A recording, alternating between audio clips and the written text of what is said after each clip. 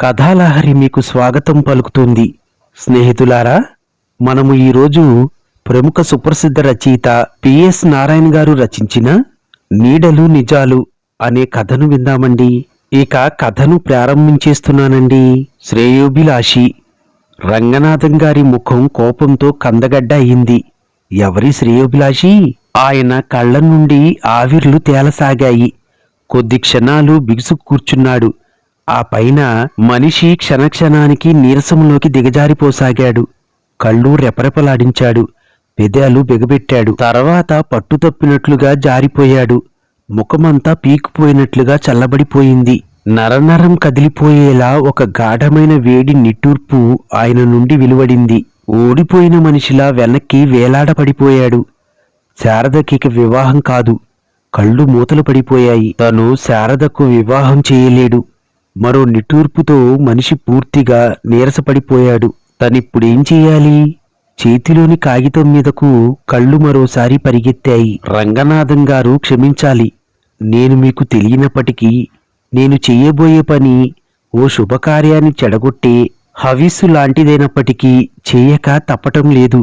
దానికి కారణం మీ వంశం, నిప్పులాంటి మీ వంశోన్నతి. మీ అమ్మాయికి నిశ్చయించుకోబోతున్న యువకుడు రామ్మూర్తి కుటుంబ చరిత్ర అంతగా బాగుండలేదని చెప్పడానికి విచారిస్తున్నాను.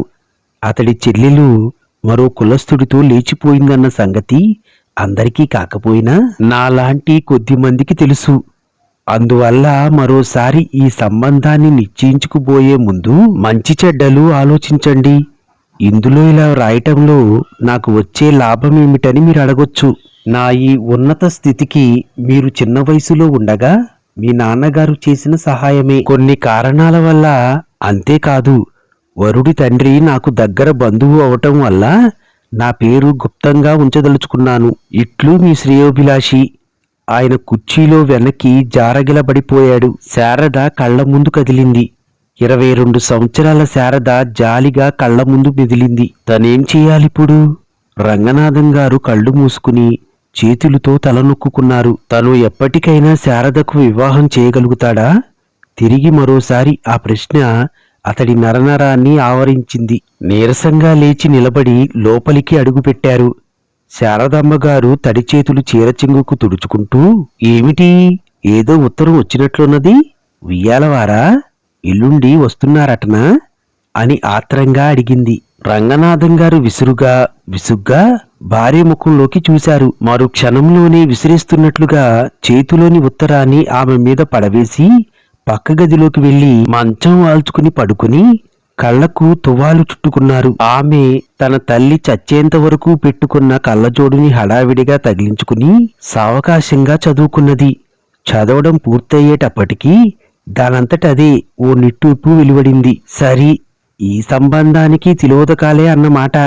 కర్మ, ముఖానికి పెళ్ళయ్యే గీత ఉండి చావొద్దు. చీరచెంగు పరుచుకుని దానిమీద ఒత్తిగిలుతూ ఓసారి కళ్ళొత్తుకుని కళ్ళు మూసుకుంది. కొడుకు శేఖరం కాలేజీ నుంచి వచ్చాడు.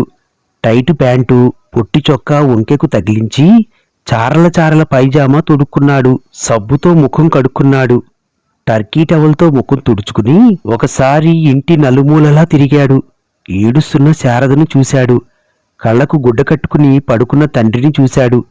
తను వచ్చాడని చూసి కూడా లేవని తల్లిని చూశాడు. కోపంగా ఎగురుతూ, ఏం, ఎవరైనా చచ్చిపోయారా? అంతా అలా ఏడుస్తున్నారు అని అరిచాడు. తల్లి సమాధానమైతే చెప్పలేదు గాని అతగాడి ప్రశ్నకు కోపం రయ్యిని దూసుకురాగా ఇంత పెండాకూడు కంచంలో పడేసి తిరిగి వచ్చి పడుకుంది. శేఖరం శుభ్రంగా భోంచేశాడు. లేచి చేతులు కడుక్కుని మళ్లీ ఆ ఇంట్లో దృశ్యాలన్నిటినీ తాఫీగా ఓసారి చూసి, అసలు ఎంతకు ఏమైందమ్మా అని అడిగాడు. అసలు విషయం రాబట్టాలనే ఉద్దేశంతో అనునయంగా తల్లి ఉత్తరమిచ్చింది. చదివాడు శేఖరం. సర్వం అర్థమైంది.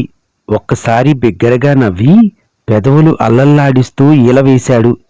అయితే ఇప్పుడు వచ్చిన నష్టమేమిటి? కళ్ళు చక్రాలంతా చేసుకుని తల్లి ముఖంలోకి చూశాడు. మీ నాన్న నడుగు. ముక్కు చీదేసింది.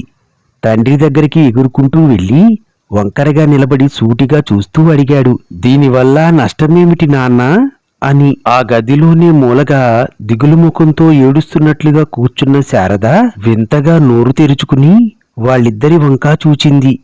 ఆమె గుండె దడదడలాడింది. చూస్తూ చూస్తూ ఆ అప్రాచుడికి అమ్మాయిని ఎలా ఇస్తాంరా అన్నారు సగం మంచం మీద లేచి అసహ్యంగా చూస్తూ రంగనాథం గారు. అదెవరితో లేచిపోతే వాడికేమొచ్చింది మధ్యలో విసురుగా అడిగాడు శేఖరం. అదెవరితోనా? ఎంత అప్రదిష్ట! వాడికా నా పిల్లనిచ్చేది? చస్తే ఇవ్వను. అసలు పెళ్ళే కాకపోనీగాక. సరే మీ కర్మ, చావండి అన్నట్లుగా విసురుగా బయటకు నడుస్తూ జాలిగా ఓసారి శారద ముఖంలోకి చూచి యువతల పడ్డాడు శేఖరం. Tight pant ఇరికించుకున్నాడు.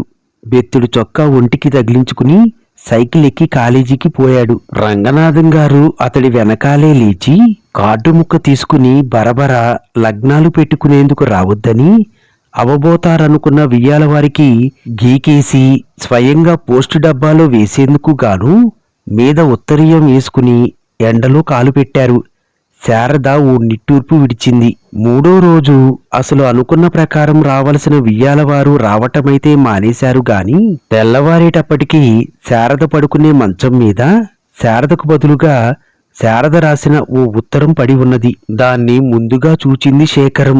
దాన్ని ఓసారి చదివేసి హడావిడిగా తండ్రి దగ్గరికి పరిగెత్తి ఆయన చేతిలో పెట్టి ఆయన కళ్ళల్లోకి చూశాడు. ఆత్రంగా ఆయన దాన్ని చదువుకోసాగారు. నాన్నా, నా ఆనందం మరొకరి దుఃఖానికి, అందునా నాకి జన్మనిచ్చి నన్ను పువ్వుల్లో పెట్టి పెంచిన మీ దుఃఖానికి హేతువైనప్పటికీ నేను ఈ పని చెయ్యక తప్పటం లేదు. కారణం నాలోని స్వార్థం, నా నరనరాన్ని ఆవరించి ఉన్న నాలోని స్వార్థం కాదనలేను. నాన్నా, నా ఈ అన్యాయపు పనిలో మిమ్మల్ని వంచడమే కాకుండా మిమ్మల్ని నలుగురిలోనూ తల ఎత్తుకు తిరగకుండా చేస్తున్నాను. మీ జీవితాల్ని ఇతరుల పరిహాసపు సంఖ్యలలో బంధించి మిమ్మల్ని చిత్రహింస చేస్తున్నాను. ఇదంతా నా ఆనందం కోసం, నా సౌఖ్యం కోసం, నేను కన్న కలల్ని నిజం చేసుకోవడం కోసం, నేను కట్టుకున్న ఊహాహర్మ్యాలను బంగారు కోటలుగా మార్చుకోవడం కోసం, నన్ను నేను స్వర్గంలో ప్రతిష్ఠించుకోవడం కోసం. అందుకే ఈ ఉత్తరం మీ కంటపడే సమయానికి నా రాజు జీవన సారథి కృష్ణతో ఎన్నో మైళ్ళ దూరానికి వెళ్ళిపోయి ఉంటాను. నేను పాపిని, నన్ను క్షమించగలరా? క్షమించగలిగితే ధన్యురాలని. ఉంటా, మీ పుత్రిక శారద. క్షమించాలి. మరొక్క మాట, నాకు నిశ్చయించబోతున్న సంబంధం గురించి అవాకులు చవాకులతో మీకు మొన్న వచ్చిన ఉత్తరం రాసింది నేనే. మా ఆలోచనలు నిజమయ్యేలోగానే లగ్నాలు నిర్ణయించి తర్వాత అభాసుపాలవుతారన్న భయంతో నేను చేసిన పని అది. నేను ఊహించినట్లుగానే జరిగింది. కానీ ఒక్క అనుమానం, మీకు బాధ కలిగించేదైనా ఈ ప్రపంచంలో అందరూ మీలాంటి వారే ఉన్నట్లయితే అన్నయ్య పెళ్లి మరోసారి మన్నించమని ప్రార్థిస్తూ శారద. ఈ కథ సమాప్తమండి. మరికొన్ని కొత్త కథల కొరకు ఈ ఛానల్ని తప్పకుండా సబ్స్క్రైబ్ చేయండి. మరొక కథతో మళ్ళీ కలుస్తాను. Thank you.